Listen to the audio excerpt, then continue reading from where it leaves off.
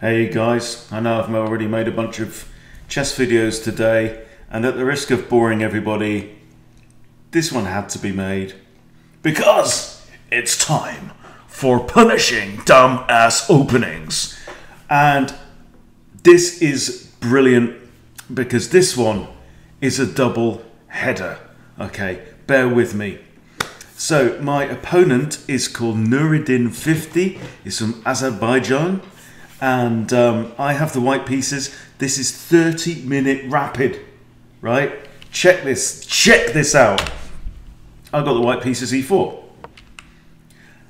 The Ware defense, W-A-R-E. Where? Like, as in, where the hell did you think that up? Right? Okay, so obviously we grab the center. Okay, and he plays E6. Kind of developing-ish move. Knight F3. I want to castle soon. My opponent has wasted a move. Here, problem with this is, doesn't allow his bishops out. You know, is he going to bring his rook out? Is that the idea? I don't know. So he challenges for the center, C3. This does a couple of things. C3 is a very different move to F3.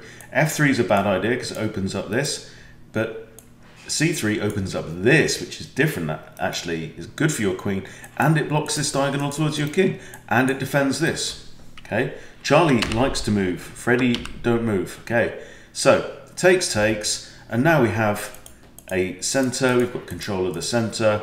Happy days already. Knight comes out. Okay, and here we have options, right? Now it's very tempting to want to push E5 and kick the knight. But here I decided, you know, based on the principle that I learned the other day, or reminded myself the other day in one of my lessons, develop a piece and do what you need to do. Bishop D3 develops a piece. Now I'm getting ready to castle. Dumbass over here, with all due respect, isn't quite. Okay, so now he brings out his bishop, and he's got to bring out his bishop really to here. Because also, I was thinking I might bring out my bishop, pin the knight on the queen, that kind of thing as well. And now I go in. Okay, so we've got ideas. Now there's a bit of a theme here, so bear with me. So should this knight ever move now, right? For example, if I push E5 and kick the knight away, I've got bishop and knight looking at the H7 square. Okay, it's quite interesting. And now he pushes A4 because, well, why not? Right, so A3, I'm thinking, I don't know what this joker's got in mind, but right, let's stop that. And also, at the same time, stop ideas of this, check, yeah? I don't want him messing my stuff up. I mean, it's not like I can't block it with relative ease anyway. So maybe that was a wasted move, I don't know. Knight now comes out to C6, looking at this pawn that is now not defended by my queen because the bishop's in the way, so bishop E3. Okay, now I know I'm using pieces to defend pawns, but you know, they're good pawns, right? Now he pushes H5. I don't know. And so now that I've kind of triggered this concession in a way from him, I figure my knight, right, I'm not going to be capturing a pawn and winning a pawn here anymore because he's moved it, right? So let's bring the knight back. Let's bring the knight back. Okay, he's weakened his position again, right? He still hasn't castled, and there's holes. Now, and so he pushes D5, and now it's time for E5, right? I've been prompted to do it. Now it's time to do it. Now the knight has to move. Knight comes into the position, and I'm figuring actually with my pawns on dark squares here, yeah, this is not a bad bishop, but actually if he wants to take that, I recapture with Freddie, then I castle here, we've got a semi-open file. I don't mind, so I just castle. And he decides not to grab the bishop, instead he pushes F6. Now, if I'd have been a bit sharper, I would have seen probably what is the best move here. I don't see it straight away, I see it shortly, okay? And of course what he's done, anytime a pawn moves, the first thing that you should do is, okay, what's he undefended? Okay, so this is now defended only by bishop, and this is now defended by Gaul, okay? So look, I could have just dropped my bishop straight in there with check, forced the king to move. There's nothing that can block. Happy days, right? So I don't do that. Instead, I decide to kick his knight and see if his knight fancies taking a bite out of my bishop. He does indeed. And now I see it. Now I see I have a check. In between move, yeah. My queen's under attack. Yeah, my rook's under attack. I don't even care. Is my face bothered? Face bothered? No. I've got a check. And you're going to have to move because you can't block it. You can't capture that piece. And I'll just casually capture the knight on the next turn. Now, I don't think this was the best move. I think the king should have gone to d7. Few reasons. I've got a pawn ready to dive in. I'm about to capture this knight. And then look, right? He's put his king in line with my rook. Not the smartest move, my son. Okay, f takes e3. Pawn takes here. And again, so how long did he take over that move? 16 seconds, you know. He chewed on it. And then I just think it's a big error. I mean, it's a huge error. Yes, it's the pawn in front of his king. Yes, it's under attack, but he can just recapture with the bishop or recapture with the pawn or whatever. But to remove the pawn that's in front of his king voluntarily, I mean, you don't have to be a grandmaster to see what the tactic is here. There is a discovered check. Boom. Simply boom. Yeah? King moves. And now it's simply shooting fish in a barrel now. Right? So knight comes in, supported by both bishop and rook, attacking his rook and his queen. Right, so clearly the queen has to move. Queen moves to here, eyeing up a loose pawn. I'm uninterested, okay? So after some consideration, I take the rook. Now, king can't take the knight back because queen takes h5, check. King has to go back here. I've got a check with the bishop, king goes back here. Queen there is checkmate. Simple. In fact, queen, yeah, no, I'm talking bollocks. King takes there, queen takes there, check. King back to here, queen here, checkmate, because my rook's covering that file. Yeah? He's dead in the water. So he proposes a trade of queens, right? I don't even care, right? Bishop f7. Again, he can't take that because that's checkmate, right? So there's only one move there, and now we get a kind of a seesaw, you know, have some fun. Well, I know, no, seesaw wasn't, I considered it, because what you can do is like take here, oh, he's in check, you know, then he has to go here and blah, blah, blah. But then I thought, knight g6, checkmate. Stick that in your pipe and smoke it. Yeah, checkmate. This is beautiful, right? Those squares are covered by the bishop. Knight gives check. Good night. Or so I thought.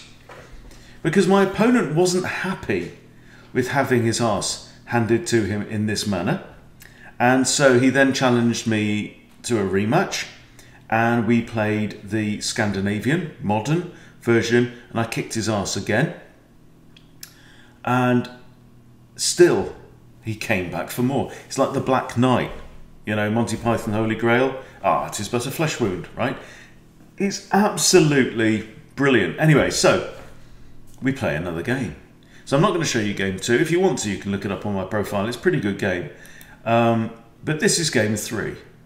Okay?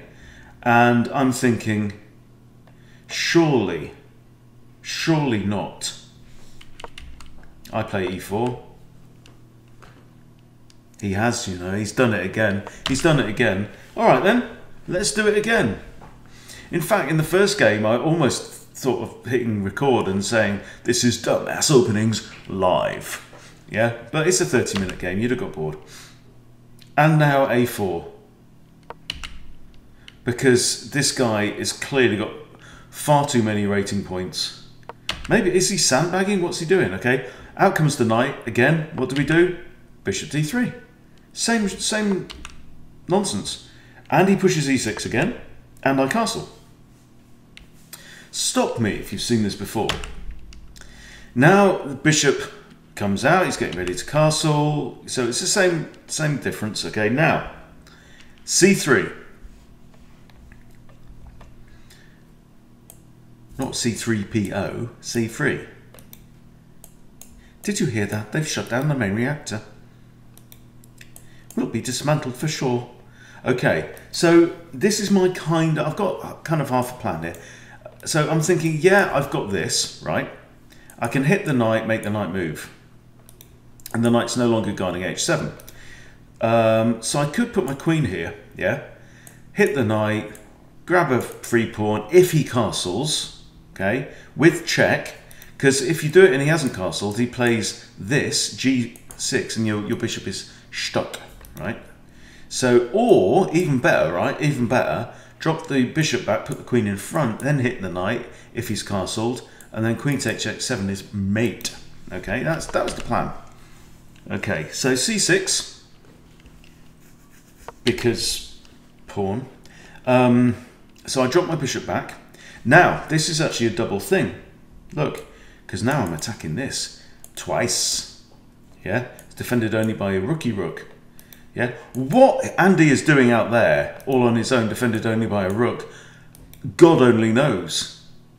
He's literally just burned 2 moves. So I'm not satisfied starting with the black pieces. Yeah, starting like a tempo behind. I'm going to burn another couple of tempi, right? And see how quickly I can lose. Anyway, so now he has to respond to this. So b5. Now queen d3. And, you know, my opponent, he's not an idiot. I mean, he's 1450 rated, yeah?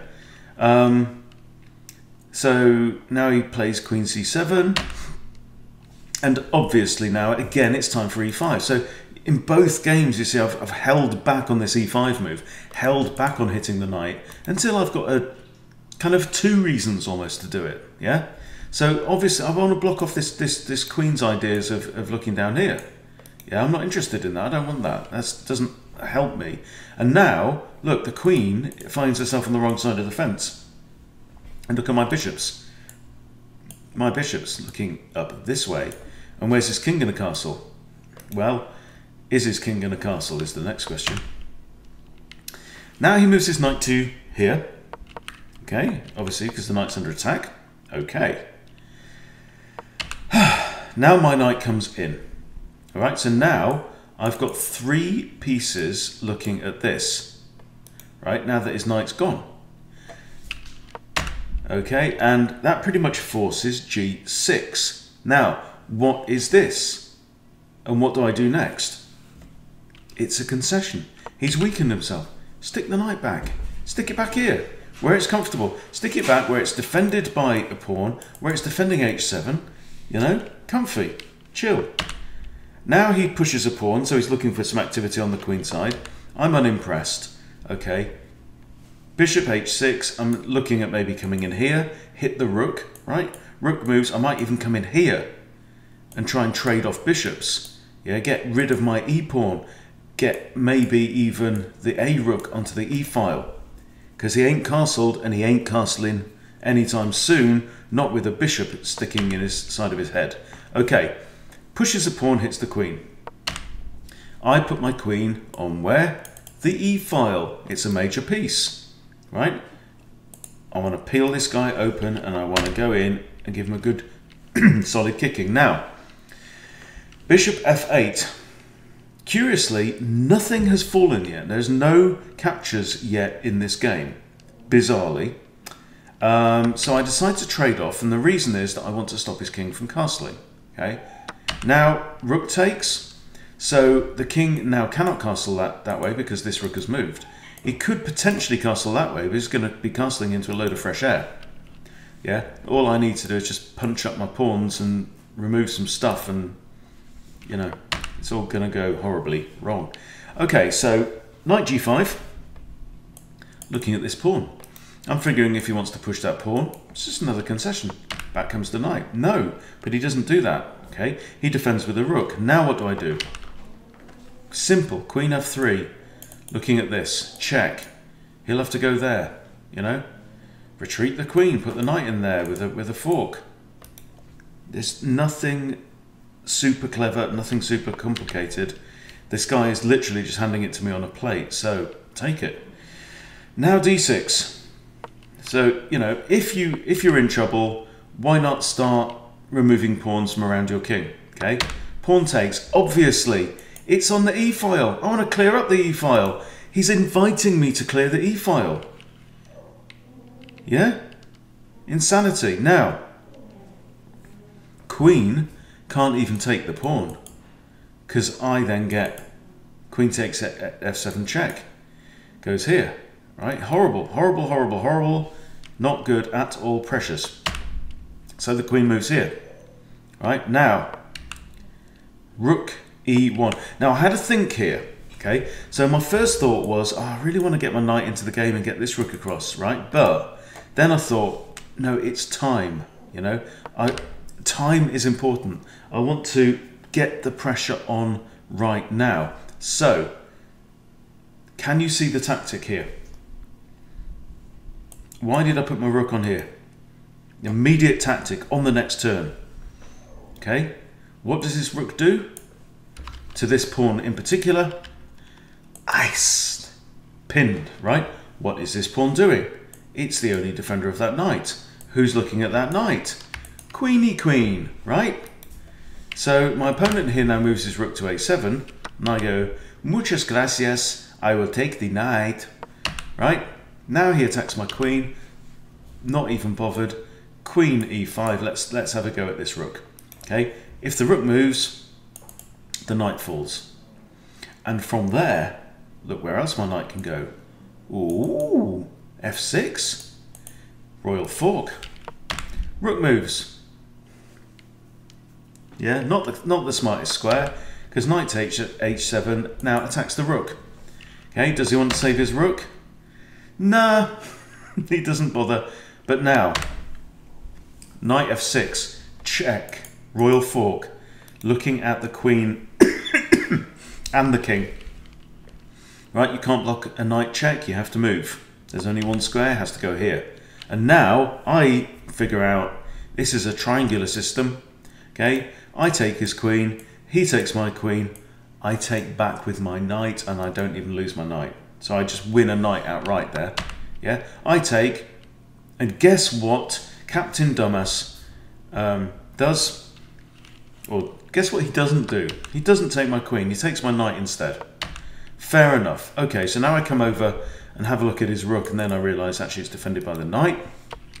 So his rook comes across there. Now I develop my knight because I know that my queen has, you know, a few escape squares. Also, if this knight moves with a discovered attack on the queen, I take his rook. So he moves his rook down here, out of trouble. I move my queen here. And now I'm thinking, if he attacks me, which he might do, like pushing the pawn, I'll just come here and look at that pawn, yeah? He does push b4, I just go straight in there. He comes across here and blunders his rook, okay? And then resigns. So there you go. Not content with pulling out a dumb-ass opening on our first game, and then going on to lose our second game, he decides to pull the same dumb-ass opening on game 3. And what was interesting was I then went and looked him up in the Explorer. So you can type somebody's name into the Explorer, okay? And so for Nuruddin 50, playing as black, okay? So he, when his opponent plays e4, he's played, well, I don't know. So maybe it's not saved, I don't know. He's only played, it says he's played a5. a5 only once, right? So I know he's played it twice because he played it twice against me and lost both times. But he's never played this before on chess.com. Having said that, he's only got 30 games. 30 all games on chess.com. So I don't know quite what he's doing today, but I'm very grateful for the points. So thank you, Nuruddin 50, very much. I wouldn't advise pursuing the Ware opening any further, really, quite honestly, because I mean it's just bad, right? And you can see how in both games, Nuruddin ended up behind in development both times because he's wasting time pushing Andy the A-pawn up the board. And it's just ridiculous. You know, he gives me the centre of the board. He allows me to develop my pieces. He allows me to castle quickly. And then I just come after his king. It's not rocket science at all. There are reasons why we say control the centre. There are reasons why we say develop your knights. And the pawns you want to move are these ones. These are the ones that allow your bishops to get out into the board, right? And then you're not having to make unnecessary pawn moves. Simple stuff, simple stuff. But anyway, so look, if you've been sitting through a load of chess content from me today, well, yeah, you're a sucker. You must enjoy it. You must get some weird kick out of it. I've made a bunch of videos, but this one it was crying out to be made because, well, it's a dumb ass opening. So what can I do? I have to comply. All right. Thanks for watching, guys. See you soon.